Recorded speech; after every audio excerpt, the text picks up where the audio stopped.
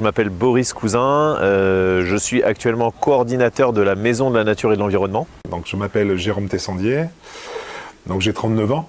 Aujourd'hui, je suis coordonnateur enfance-jeunesse, c'est l'intitulé de mon poste, sur la communauté de communes du Réolais en Sud-Gironde.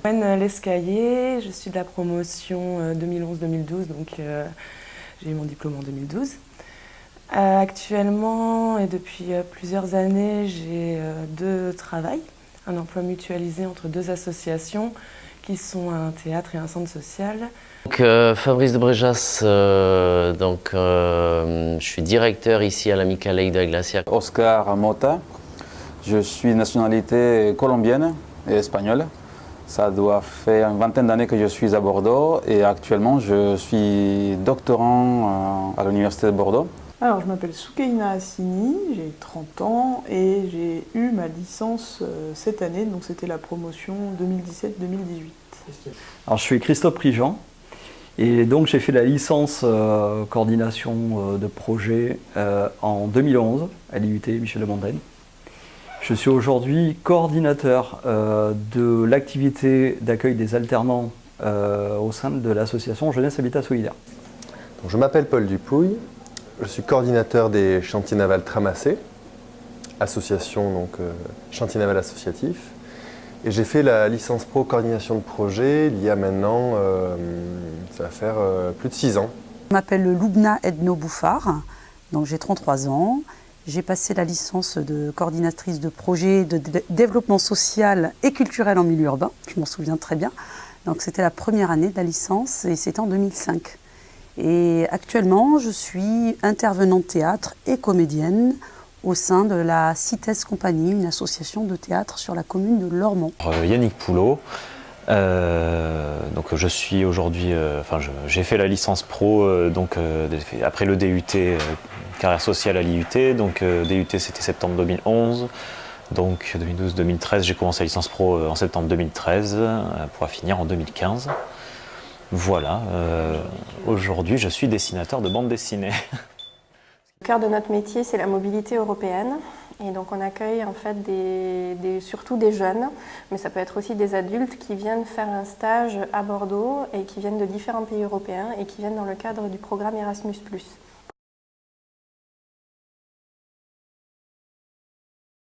Avant, j'avais fait de l'animation. J'ai commencé à faire de l'animation socio-culturelle chez les Petits Débrouillards, qui est une association qui fait ça.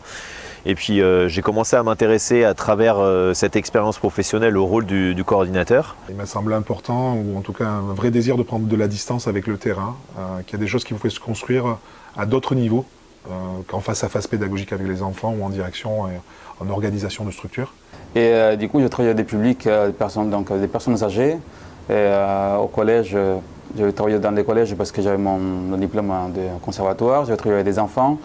Et à la CAB, je travaillais avec un public plus large, avec tous les publics en fait. Et je voulais qu'il y ait quelque chose, l'information qui puisse me donner une sorte de lien à toutes mes expériences. Avec une journée de projet tutoré aussi, j'avais découvert le métier de coordinatrice qui m'avait beaucoup intriguée, donc je m'étais renseignée et j'avais fait mes stages en conséquence pour voir un petit peu plus si ça me plairait et je suis allée dans la ligne droite après mon DUT dans cette licence. Alors cette licence, je m'y suis penchée parce que j'ai eu une expérience professionnelle avant de m'inscrire en licence et cette expérience m'a donné envie d'acquérir un diplôme supplémentaire et surtout de valider un peu tout ce que j'avais appris par le biais de ces expériences professionnelles. Le fait de revenir faire cette licence, c'est surtout le fait d'adhérer en fait au projet d'enseignement proposé par l'IUT. L'aspect théorique qui me bottait particulièrement autour de la méthodologie de projet, de l'encadrement, du développement de projet. Et après le DUT, j'ai enchaîné, la licence se présentait, je voulais faire une licence. J'avais envie au moins d'avoir un niveau Bac+3, de façon stratégique, parce que je me suis dit, si je ne reste pas toute ma vie dans le milieu socioculturel, je pourrais avoir un bagage, un diplôme qui me permettrait, pourquoi pas, de passer des concours. Et en fait, c'est après 1 an à Montréal où je travaille dans un centre d'éducation populaire que j'ai voulu reprendre mes études vers le travail social ou l'animation socioculturelle. Et en fait, à Montréal, c'était hyper cher. Et j'étais très pauvre à l'époque.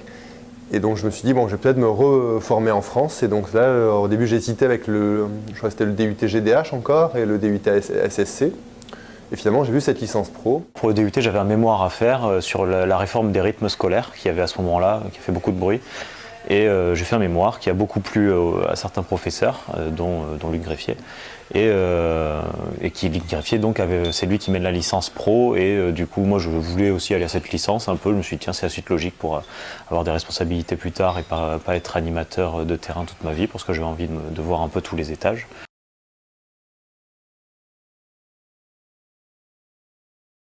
Pendant ma licence, j'ai fait mon stage dans un collectif informel d'associations à Saint-Affrique, dans le sud Aveyron. J'ai travaillé sur la question des espaces partagés et des tiers-lieux. Je me suis vite rendu compte que j'allais pas avoir le temps de faire tout ce que j'avais envie de faire pendant les 4 mois de stage et que donc j'avais envie d'être embauchée ici. Je savais pas encore à l'époque trop sous quelle forme, mais voilà. Donc j'ai dit à qui voulait l'entendre que je voulais être embauchée ici. Il y a l'association ID qui fait de l'accompagnement de porteurs de projets, c'est sa principale activité, qui m'a proposé la trésorière de l'association qui m'a appelée en me disant « Bon, alors, comment on fait pour que tu restes ?» Mon stage de licence, j'ai fait un stage dans une asso qui m'a embauché juste après le stage. Donc c'est un peu le scénario rêvé, entre guillemets. J'ai commencé à bosser direct juste après. Et puis ensuite j'ai changé de poste pour arriver à la MNE là, au mois de mai. Bon, je travaillais moi pour une association qui était la Fédération départementale des foyers ruraux des Pyrénées-Orientales. Et par délégation de service public, on avait la mission de développer la politique enfance-jeunesse de la communauté de communes sur ce territoire-là. Après ma licence, j'ai fait un service civique dans l'animation, dans la sensibilisation aux discriminations et sur les questions d'interculturalité. Et on m'a proposé, parce que j'étais déjà bénévole dans une association qui s'appelle le collectif Bordeaux Nord, on m'a proposé de travailler là-bas. Donc l'année suivante, j'ai embauché au collectif Bordeaux Nord, sachant que ce collectif a été créé notamment par le Centre social Bordeaux Nord et le Théâtre La Boîte à Jouer, qui sont actuellement mes employeurs. Du coup, de fil en aiguille, on a mutualisé mon poste au vu des difficultés des uns et des autres, qu'elles soient financières ou en termes de plus de ressources humaines ou de phase de transition.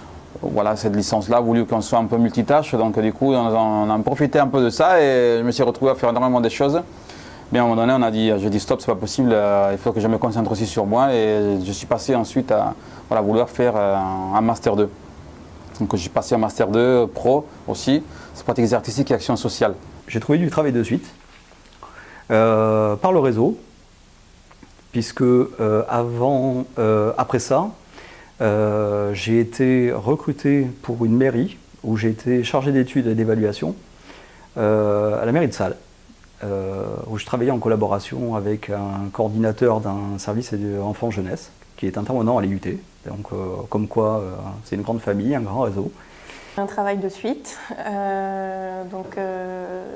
en septembre au sortir de la formation, j'étais dans une autre structure, j'étais pas encore à Capulis, et j'ai travaillé pendant 4 ans dans une autre structure avant d'arriver ici, et vraiment juste en sortant de la licence.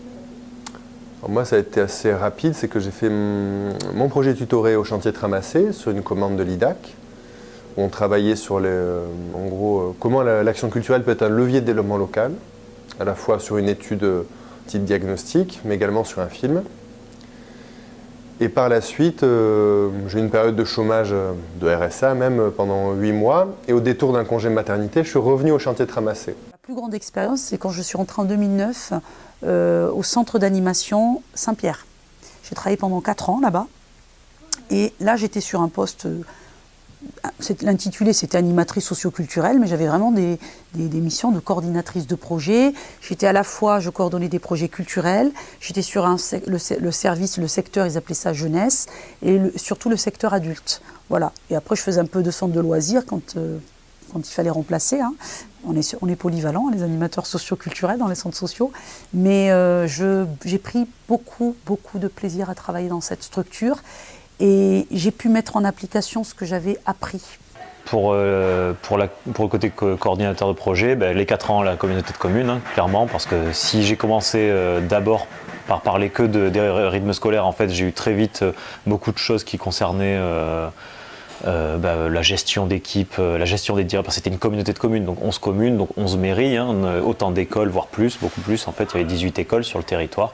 Les accueils périscolaires et les centres de loisirs, il y avait tout ça à gérer. Donc en fait, voilà, j'ai très vite eu des fonctions de coordinateur de service, même chef de service, peu importe comment on appelle ça. Donc voilà. Du coup, ça a duré 4 ans là-bas. Et après, à plein temps dans le dessin, juste après ces 4 ans, je suis parti de là-bas pour faire de la BD.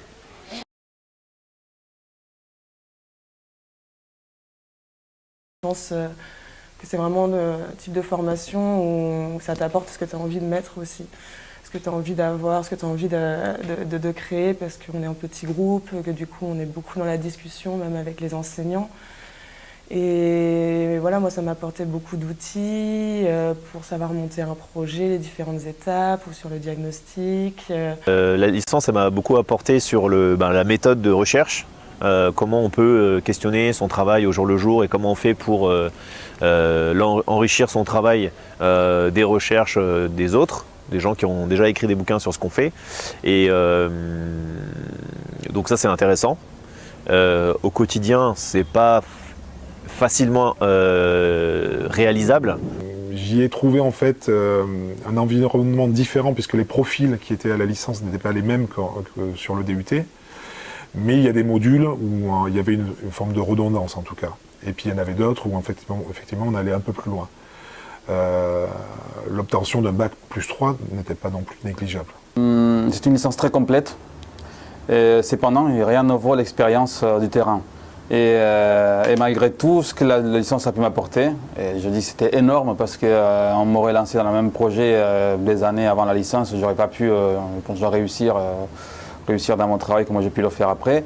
Mais les imprévus, ce qui ne fonctionnait pas, tout ce qui était le code facteur humain et des choses comme ça, ça, malgré la grosse formation de la licence, et les gros apports de l'essence, ça manquera toujours, hein, mais bien évidemment que ça m'a beaucoup apporté et je pense que ça m'a permis d'avoir un bon socle de travail pour cela. Dans le cadre de mon métier, quand je suis arrivé ici, la deuxième année en fait, il a fallu que je m'occupe du renouvellement agrément espace vie sociale CAF. Donc je vous avouerai que le diagnostic territorial que l'on avait élaboré dans le cadre de la licence m'a aidé sur la démarche, sur le fonctionnement. La licence, ça apportait quoi? Une bonne grosse partie de théorie, sachant que j'avais déjà le bagage DUT à côté. Beaucoup de théorie, du recul, de l'analyse de tout. Hein. On fait de l'analyse de terrain, de l'analyse urbaine, l'analyse sociologique, tout ça. On brasse beaucoup de connaissances et ça permet d'avoir une énorme prise de recul avant d'aller sur le terrain. Une fois qu'on est sur le terrain, on fait avec la vision du terrain, c'est-à-dire que les personnes qui s'en occupent, qu'ils soient gestionnaires, qu'ils soient élus, n'ont pas toujours ce recul théorique. Ça a vraiment été vraiment de l'interculturel, quoi. Enfin, c'est vraiment le terme que j'utiliserais pour cette année de licence, avec des diversités de parcours, de profils, d'âge, d'envie, d'aspiration, etc. Donc c'était vraiment très riche. Ce que j'ai beaucoup apprécié, c'est justement ce que vous faites là actuellement, c'était les groupes, les projets tutorés. Ça, j'avais pas mal apprécié parce qu'on travaillait avec une structure, sur un projet précis, c'était sur plusieurs mois, on travaillait en groupe. Et c'est très utile parce qu'après, quand on travaille dans l'animation, on travaille en groupe. Donc ça, c'était formateur. Ça m'a apporté en fait du réseau, oui, puisque finalement, le cadre de l'IUT, je trouve que c'est un cadre où d'abord entre étudiants, on fait des rencontres avec des étudiants, mais je trouve surtout avec des enseignants. Et moi, c'est ce que j'ai trouvé beaucoup en fait à l'IUT. Oui, je dirais le réseau et peut-être surtout se faire connaître dans ce domaine-là, qui est un domaine alors qui n'est pas forcément, on va dire, le domaine classique à la sortie de cette licence et qui, en général, sur le monde du travail, n'est pas un domaine non plus où il y a beaucoup d'offres d'emploi et où c'est très développé. Mais la capacité de parler plusieurs langues, à la fois avec des usagers, avec des institutionnels de tous bords. Et je vois un peu à l'image de mes journées où je peux commencer à la région le matin, faire un atelier avec des enfants l'après-midi et organiser un concert le soir, quoi.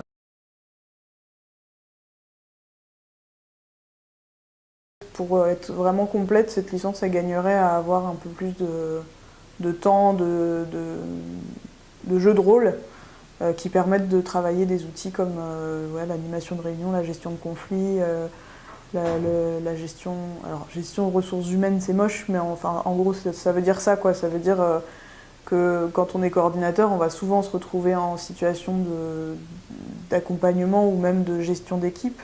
Le manque, c'est que lorsque j'ai pris la direction, il a fallu vraiment que je me plonge vraiment dans la convention de l'animation socioculturelle, même si en tant qu'animateur je la connaissais, mais en tant que directeur c'est quand même différent.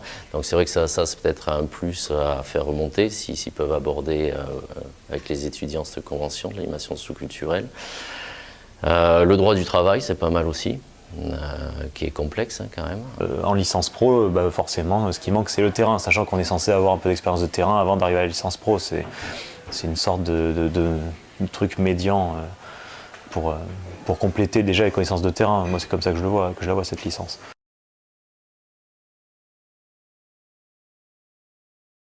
Pour moi, la coordination, c'est un intermédiaire. Donc, je suis un intermédiaire à la fois en interne entre mon conseil d'administration, mon bureau et mes collègues salariés, et les acteurs bénévoles, militants, volontaires en service civique.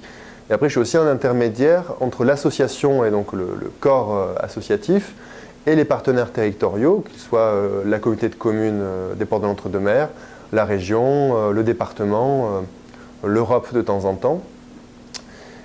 Et également tout ce qui est partenaires associatifs, qui sont extrêmement nombreux. C'est vrai que cette approche territorialisée, elle est avec les partenaires institutionnels, mais aussi avec plein d'assauts du territoire. Là, ce que je fais au niveau de ma compagnie, j'adorais mes anciennes expériences, mais je sens vraiment que je fais ce que j'aime. Je travaille sans pression. Je me la mets moi-même, la pression, mais je n'ai pas de pression extérieure. Je crée, on va dire, c'est un peu mon bébé, quoi. Je crée moi-même, donc si je ne suis pas rigoureuse, je vais me mettre en difficulté moi-même. Donc je suis obligée d'être dans la coordination. Donc aujourd'hui, qu'est-ce que je fais? On va dire que c'est du 50-50, c'est-à-dire qu'à 50%, je suis coordonnateur de projet, donc de projet éducatif sur le territoire, avec tout ce qui est le suivi administratif, budgétaire du contrat enfant-jeunesse. Et les 50 autres %, je suis dans le quotidien de chef de service, emploi du temps, entretien professionnel, évaluation, remplacement, congé. Voilà, dès juin-juillet, il fallait recruter les équipes d'animation. Ça, c'était nous. C'était pas les directeurs de structure qui le faisaient. Ou ils le faisaient parfois avec nous, mais c'était surtout nous. Il fallait aussi recruter les directeurs, il fallait préparer la rentrée, tout ça. Planifier les goûters, les livraisons de goûters, les commander auprès des points de vente environnants, s'assurer que tout va bien sur le terrain, les règles sécuritaires, que les animateurs aillent bien aussi, c'était pas mal. Pour qu'ils s'occupent des enfants, c'est toujours mieux. Voilà, voir aussi si les élus allaient bien, on ne sait jamais. Alors aujourd'hui, mon poste, ça se découpe en plusieurs éléments. Donc il y a l'accompagnement des porteurs de projets, que je découvre depuis cette année. Donc c'est vraiment, je suis en train d'apprendre en faisant au final. Il y a tout ce qui est organisation d'événements autour de différentes thématiques. Donc on est 2 à travailler dans l'association ID, à Saint-Afrique donc. Moi je suis beaucoup plus sur l'accompagnement et sur le développement d'une autre partie des activités qui n'existaient pas avant que j'arrive. Et ma collègue Adeline, elle est plus sur tout ce qui concerne l'aspect un peu plus militant de l'association. Là, dans mon poste au quotidien, c'est proposer des choses et que les gens, enfin voilà, que les associations ou les membres ou les bénévoles, etc. se disent ah ouais, ça c'est vraiment de ça dont on a besoin, c'est vraiment ça qui me plaît bien et sur lequel j'ai envie de passer quelques heures, quelques jours ou quelques mois. Qu'est-ce que je mets en œuvre? Qu'est-ce que je vais déployer en fait comme ressources pour pouvoir permettre à ce que chaque jeune puisse accéder à un logement qui soit adapté à ses besoins? Donc finalement, voilà, ça fait appel à pas mal de ressorts, à travailler avec différents types de professionnels, les animateurs de l'équipe, mais aussi les personnels techniques, ménage, entretien, les jeunes, les CFA.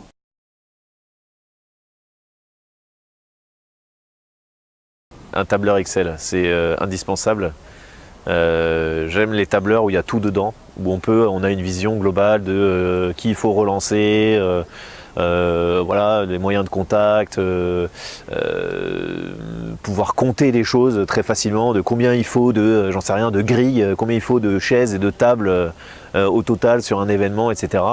Ça c'est le truc, s'il n'y a pas ça, en fait le projet ne peut pas se mener. Bon, je ne sais pas faire autrement qu'avec un tableur. Le Gantt c'est incontournable. Dans tous les projets de manière générale, je pense que c'est un incontournable. C'est ce qui nous permet de voir effectivement ce qu'on a à faire, l'avancement du projet et aux autres aussi là où on en est. Mon téléphone, mon ordinateur et ma voiture, parce que comme 23 communes, puis 36, puis 41. Aujourd'hui, c'est 3 quarts d'heure dans un sens et 3 quarts d'heure dans l'autre. Et je dois être au plus près de mes équipes. Alors, je pense que l'arme ultime, c'est l'agenda, qui est pour moi sur 18 mois. Ça, c'est vraiment, je pense, après on peut avoir un agenda numérique, on peut avoir tout type d'agenda, mais je pense que c'est vraiment l'arme ultime. Les tableurs Excel. Si j'avais pas eu ça, on aurait été bien embêtés. Je déteste ces machins-là, mais je m'en sers de plus en plus parce que ben, voilà, c'est des chiffres partout, c'est bien d'avoir un truc qui sache calculer tout seul. Ordinateur, téléphone, enfin tous ces trucs-là qui sont indispensables aujourd'hui et sans lesquels tu peux pas trop fonctionner, tu peux pas trop être efficace et tu peux pas être trop en lien non plus avec les gens. Moi, mon cursus, mon ancien cursus et mon cursus initial, donc industriel, m'a amené à travailler sur des outils comme ça. Gantt, à travailler de façon optimisée à utiliser de façon optimisée des logiciels comme Excel, parce qu'on peut en faire plein de choses. Des tableurs, des bases de données, etc., etc. Donc moi, quand même, ça m'amène à développer des outils complémentaires à ça. Je pense que ça, moi en tout cas, c'est ma vision des choses. Il y a ce qu'on a du terrain, mais il y a après ce qu'on met en place de façon singulière pour se développer ses propres outils, sa caisse à outils, quoi. Ce ne sont que des outils. Et Google Drive. Alors on est une petite équipe, donc ça peut paraître étonnant, mais on a besoin de cet outil déjà pour pouvoir communiquer toutes les informations entre nous. On a beaucoup d'informations à gérer parce qu'on gère beaucoup de personnes, c'est à peu près 300 stagiaires à l'année qui viennent ici. Donc ça permet vraiment, comme on a 2 pôles aussi, d'avoir les personnes des 2 pôles qui soient à jour de toutes les informations. C'est essentiel qu'un directeur ou un coordinateur soit ouvert au public, au personnel, donc à nos adhérents, aux partenaires. Donc ça, il faut aussi sortir de son bureau et parler avec son entourage, ça c'est important. Ce qui m'est super utile, c'est le café du village. Ça, je fais au moins 1 à 2 fois par semaine. Je tiens une forme de permanence de 8h30 à 9h30, juste à la sortie de l'école. Et ça, j'ai énormément d'informations qui me viennent. Je suis capable d'en donner.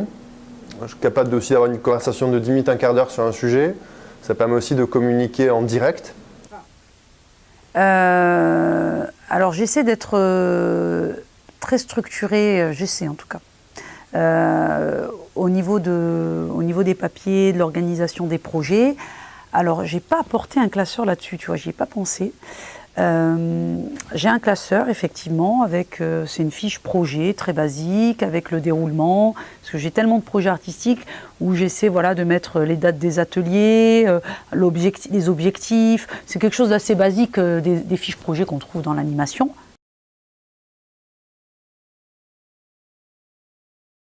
Si on devait me qualifier, moi, ce serait plus animateur d'un jour, animateur toujours, ça c'est certain. C'est vraiment mon ADN, en fait, en tout cas. Mais si on devait qualifier ma fonction, effectivement, je suis Je ne suis pas le lien, je suis garant du lien. Lydie, on est plutôt les couteaux suisses. Voilà. Moi, en l'occurrence, j'étais à la fonction publique, donc on a les couteaux suisses de la fonction publique territoriale. Réfléchir à comment voilà, tu fais tac tac tac avec plein de petits éléments et que toi tu as un peu ce pilier, voilà, le pilier de convergence de tout un tas d'énergies individuelles qui doivent se rassembler. Je dirais qu'on est les empêcheuses de tourner en rond, mais aussi qu'on est les facilitatrices de réalisation d'utopie. Il y a un mot qui fait beaucoup rire mes collègues et qui, lorsque je le sors, mais je sors à toutes les sauces, le mot process. Je pense que ça qualifie beaucoup de choses en fait de ce que je suis, c'est-à-dire le côté rigoureux, carré, c'est vrai. En tant que directeur, ce qui est important, c'est déjà les ressources humaines. Si côté ressources humaines, avec l'équipe, l'équipe est bien dans son travail, se sent bien, vient ici avec le sourire, c'est déjà quelque chose de très important pour justement ensuite bien avancer, élaborer des projets, co-construire. Un certain goût de la prospective. Donc moi, j'ai quand même gardé ce goût de la recherche, parce que j'ai aussi travaillé un petit peu au CNRS avec une partie de l'équipe de l'IUT après la formation. Donc toujours être un peu aussi dans la prospective, l'expérimentation. J'utilise vraiment le théâtre comme outil d'insertion sociale, comme outil de médiation sociale. Je suis pauvre, mais je suis libre.